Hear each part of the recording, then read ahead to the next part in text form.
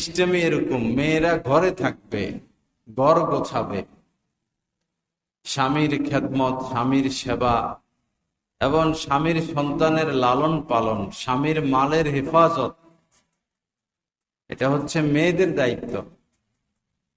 আয় রোজগার, বাজার সদাই, বাহিরে যত কিছু আছে সব ছেলেদের। এখন মনে করুন, যদি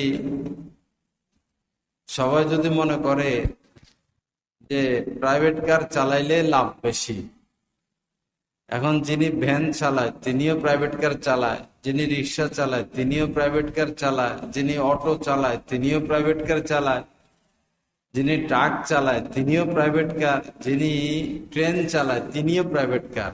তো সমাজটা চলবে? সমাজ তো চলবে না। সবাইকেই চাকরি করতে হবে।